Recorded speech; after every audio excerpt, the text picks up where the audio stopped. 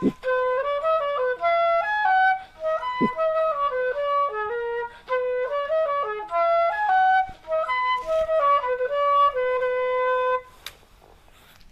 this is Sally Morgan, craniosacral therapist, physical therapist, and Tellington T-Touch practitioner for animals and people.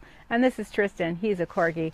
And this is an episode of Conversations with a Corgi. And today we're going to continue discussing chakras in our pets, what they mean, why they're useful, and how healing the chakras can bring about health and well-being to your pets. And we talked briefly yesterday with an overview of all of the chakras depicted here on my flag. 7 of them and 8 in dogs. We talked about 3 secondary chakras on the paws and at the back of the neck at the occipital junction with the cervical vertebrae. And of course, yesterday I had a terrible headache at the occiput, so I called it orbit, but it is the occipital atlas junction. So today we're going to be talking about the first chakra, which is in fact the root chakra. It's depicted here on my flag with a 4-petaled lotus. The symbol for it is in the middle of this depiction, and it's associated with the color red, not a color I wear a lot.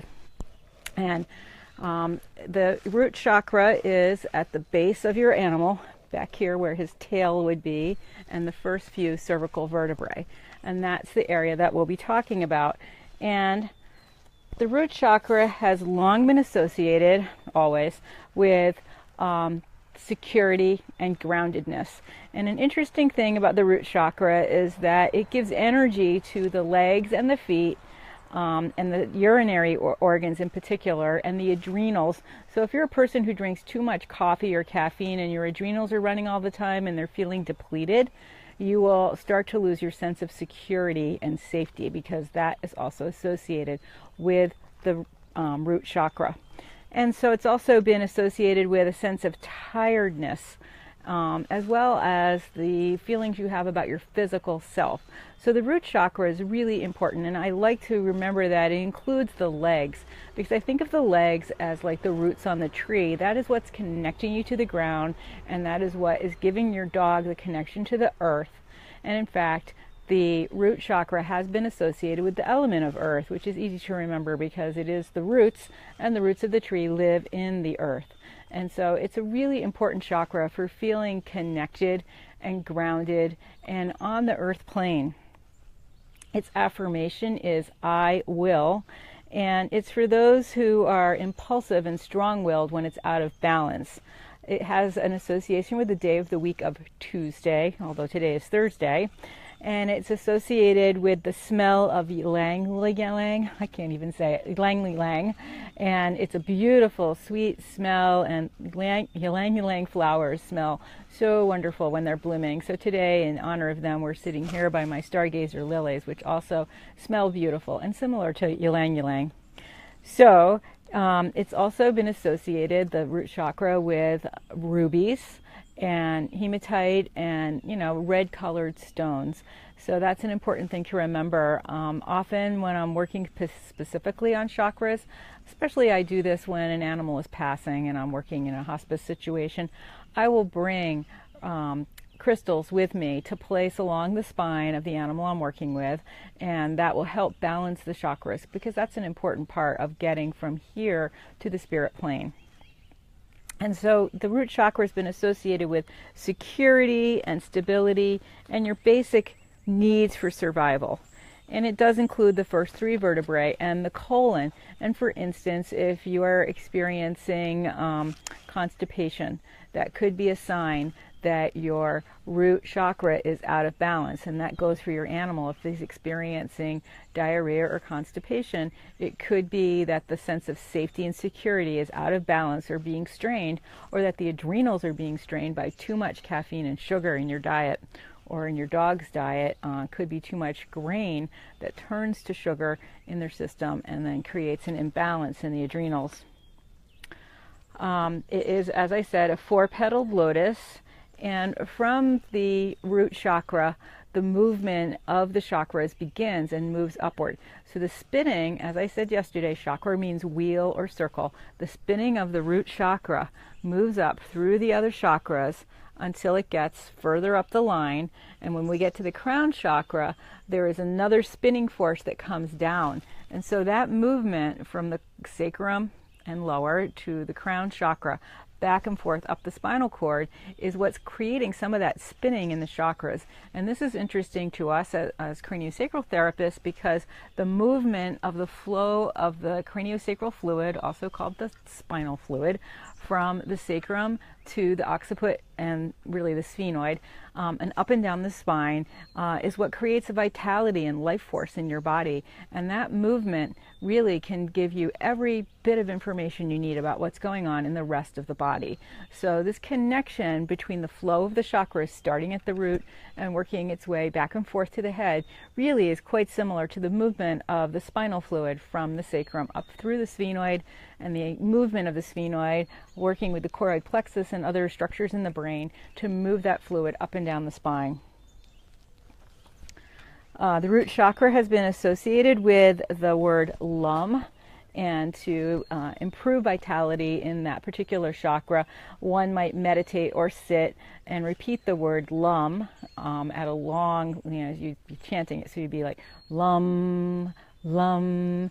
And when you do that, if you put your hands below your navel, you can almost feel the vibration coming from the part of your body that is associated with the root chakra. And in particular, the last three vertebrae, it would be a good place to start to feel that. The root chakra is associated with Saturn. And as I said, it's associated with a lot of the red crystals, as well as some that are black, like obsidian and hematite. And it is the seat of your life force. So it's an important one to have in balance, particularly if you have a rescued pet. You will really want to make sure the root chakra is functioning well, because their sense of security and safety has indeed been threatened by the traumas they've endured before they became your pet.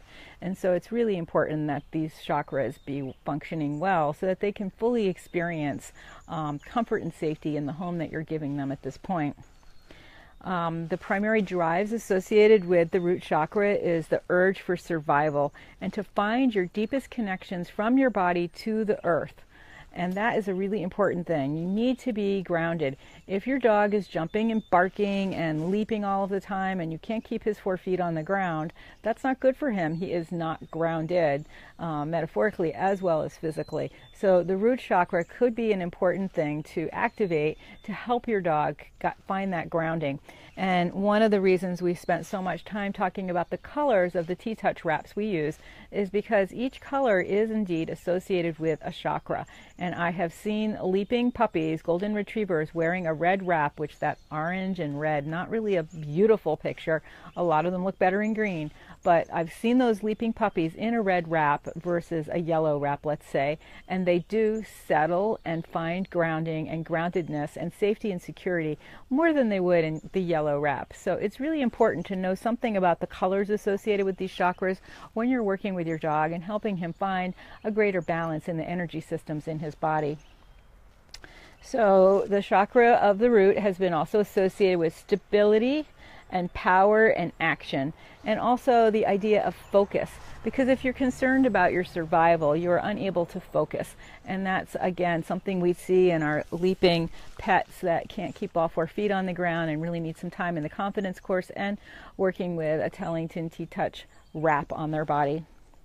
And the energy of that root chakra helps us connect to the earth and to nature, and helps us remember to stay connected to the practical aspects of day-to-day life, food, walking, your physical needs, and also reminds us that we need to pay attention to our physical existence. If you don't pay attention to your body, the rest of your life and health will be out of balance. And in fact, yesterday I was watching a talk about from Deepak Chopra on the 10 things that you need to be happy. And as I was listening, I realized your dogs provide you with all of those things. And so we will be talking more about that this weekend.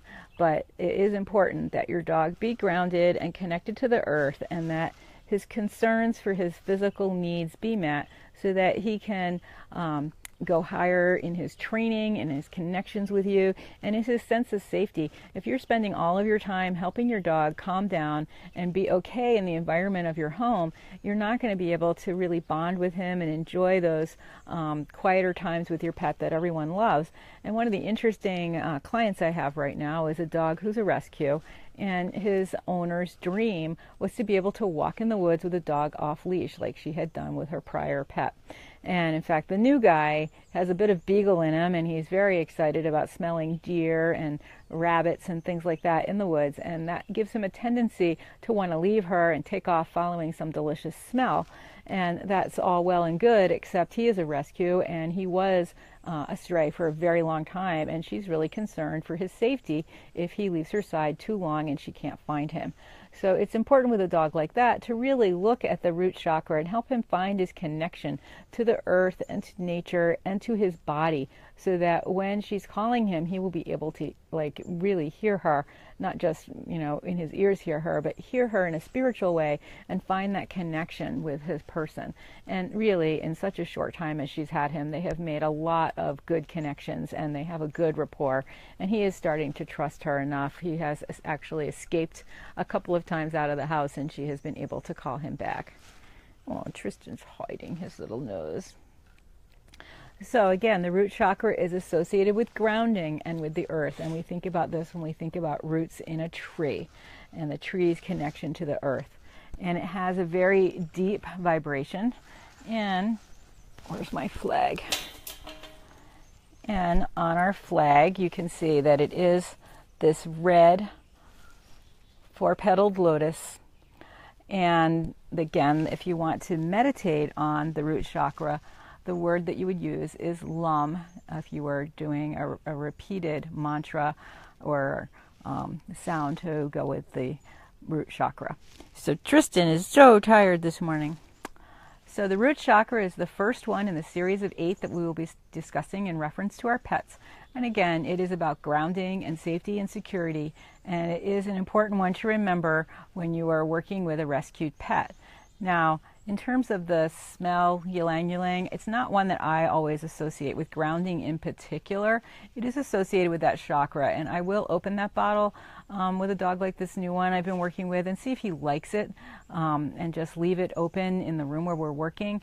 But I am not sure that for grounding that would be the first smell that I would use, but it is beneficial to the root chakra.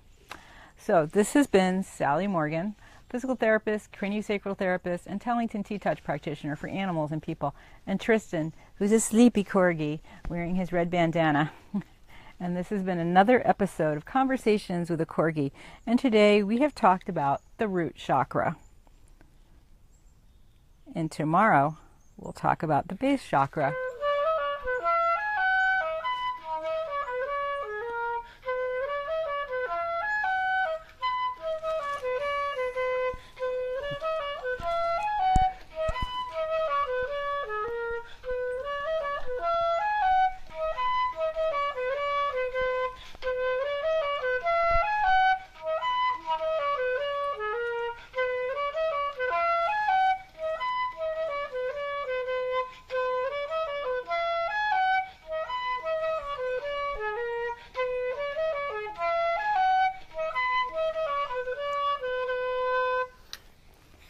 Thanks for joining us today, and we will see you tomorrow morning to have another look at the chakras. Sally Morgan and Tristan Corgi saying bye and have a nice day.